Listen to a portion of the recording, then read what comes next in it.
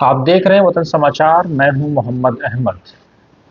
राष्ट्रीय स्वयंसेवक संघ आरएसएस अपनी स्थापना के 100 साल पूरे करने जा रहा है।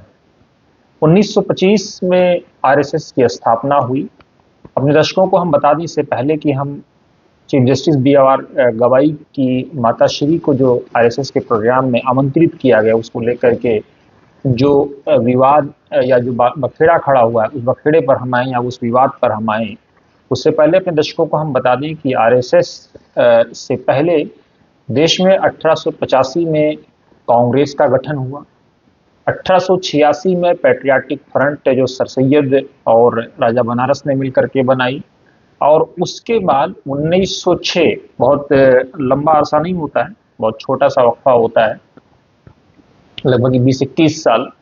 उसके बाद 1906 में बनाई गई जमीयत अहले हदीस।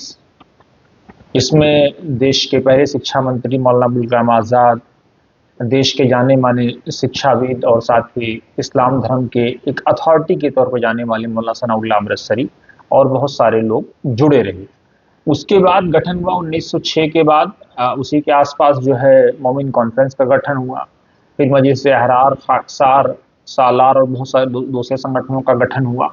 और उसके बाद जो है 1919 में गठन हुआ जमीयत उलमा हिंद का, जिसमें मुफ्ती किफ़ायतुल्लाह, मौलाना सनाउल्लाह अमृतसरी, बहुत बड़े बड़े दिग्गज लोग थे। जमीयत उलमा उस वक्त किसी एक सेक्ट की नुमाइंदा के तौर पर नहीं जानी जाती थी, बल्कि आप देखेंगे चाहे उसमें देवबंदी फिक्र के लोग हों, या अहले हदीस ख्यालात के लोग हों, या बरेलवी ख्यालात के लोग हों, या शिया ख्यालात के लोग हों, तमाम तरह के मुसलमान उस ज़माने में जमीयत उलमा से जुड़े हुए थे। इस पर हम अलग से कभी एक वीडियो बनाएंगे, अपने दर्शकों को बताएंगे इसमें कौन कौन लोग थे, किस जमात में कौन लोग थे, किसका क्या रोल था। और साथ ही ये भी अपने दर्शकों को बता दें कि अली मियां नदवी ने अपने एक कोट में लिखा है, मौलाना अली मियां नदवी जो जाने माने इस्लामिक स्कॉलर थे, नदवतुल उलमा से उनका ताल्लुक था। उसमें उन्होंने कहा है कि जंग आज़ादी में पंडित नेहरू के हवाले से उन्होंने कोट किया है कि उलमाए सादिक़पुर जो उलमाए अहले हदीस थे, उनकी कुर्बानियाँ एक पर्दे में रख दी जाएं और बाकी लोगों की कुर्बानियाँ एक पर्दे में रख दी जाएं तो उलमाए सादिक़पुर की कुर्बानियाँ भारी पड़ जाएंगी। वैसे अपना जमीयत उलमा का भी एक रोल रहा है। आपने देखा होगा रेशमी रुमाल और दूसरी तहरीकें, अहरार और खाकसार का अपना रोल था। उसके साथ ही मोमिन कॉन्फ्रेंस जिसने वीमेन को उस ज़माने में लीडरशिप दी थी और पार्टीशन के खिलाफ एक अडिग मौक़िफ़ अख्तियार किया था। सबके अपने अपने रूप थे। लेकिन आज जमीयत उलमा ने भी अपनी शताब्दी जो 100 साला जश्न मना रही है, उस जश्न का माहसल क्या, उस जश्न का निचोड़ क्या है, आपसे बेहतर कौन समझता है आप दर्शकों से। बहुत सारे लोगों की इसमें पॉजिटिव राय भी होगी, बहुत सारे लोगों की निगेटिव होगी, बहुत सारे लोगों के इंट्रोगेटिव होगी, बहुत सारे लोगों के एक्सक्लेमेटरी होगी। अलग अलग तरह के ख्यालात होंगे।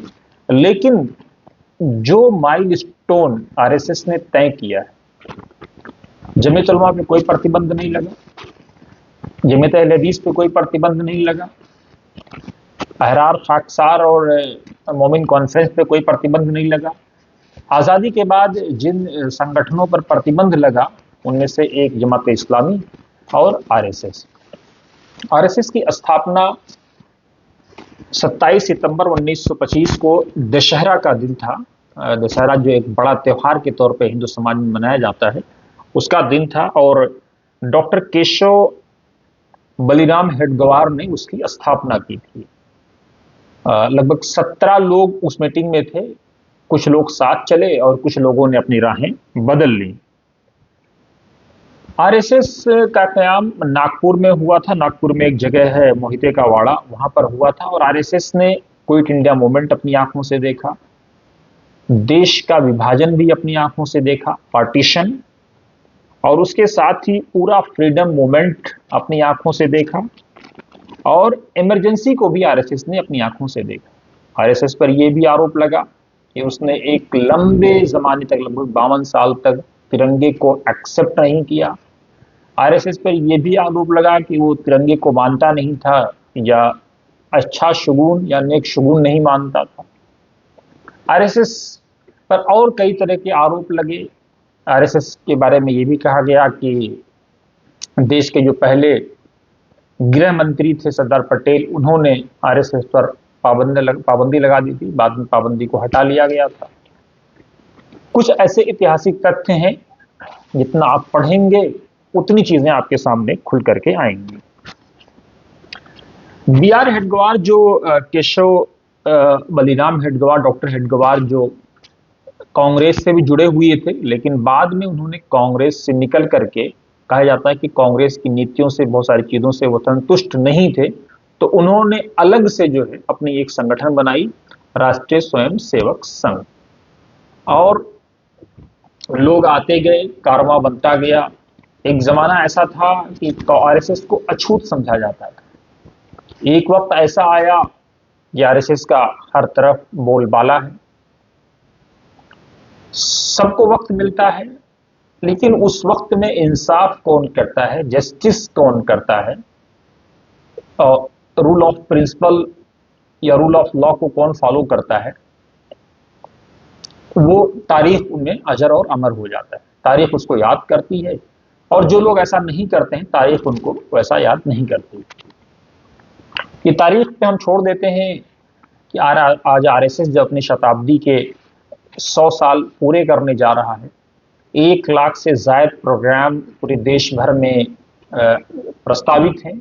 दुनिया के बहुत सारे देशों में आरएसएस की अपनी विचारधारा के लोग हैं, आरएसएस के आइडियोलॉग हैं, आरएसएस से जुड़े हुए लोग हैं, और सब आरएसएस के लिए, संगठन के लिए ईमानदारी से काम करते हैं। कहा यह जाता है कि आरएसएस के लोग संगठन को लेकर के इतने ईमानदार होते हैं कि वो कुछ छोटी मोटी चीजें या कुछ अपना मटर वगैरह और दूसरी चीजें लेकर के, या भूजा वगैरह जो भी उनको मैसर होता है, चटनी और कुछ चीजें लेकर के पूरे पूरे दिन संगठन के लिए काम करते हैं। मुझे आरएसएस के जुड़े हुए एक नेता ने बताया कि एक जमाना था जब लोग आरएसएस को अछूत समझते थे, और मुसलमान ही हैं, तो उन्होंने कहा कि उस वक्त भी हम ये कहते थे कि एक समय आएगा जब लोग इसको, इन्हीं चीजों को सराहेंगे। वही मिट्टी जो है कच्ची चीजें आज पक्के मकानात में तब्दील हो गई।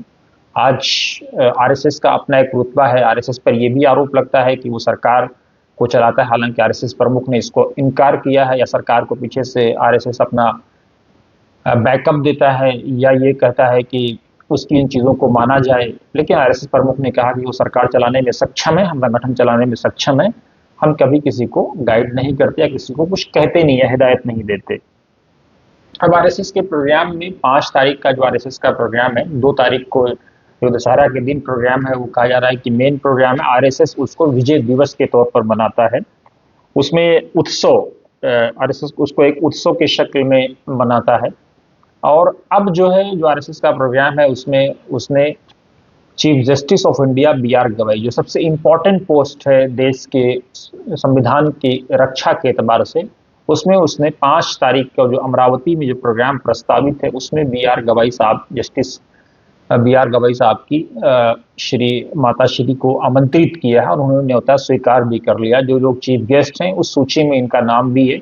जब विवाद बढ़ा तो उस पर डॉक्टर राजेंद्र, जो उनके बेटे हैं और साथ ही गवाई साहब के भाई हैं, उन्होंने कहा कि हमारी विचारधारा अपनी जगह है, उससे हमारा कोई समझौता नहीं है, और हमारे कुछ अपने व्यक्तिगत जीवन है, माता जी ने नेता स्वीकार कर लिया है, वो जाएंगी।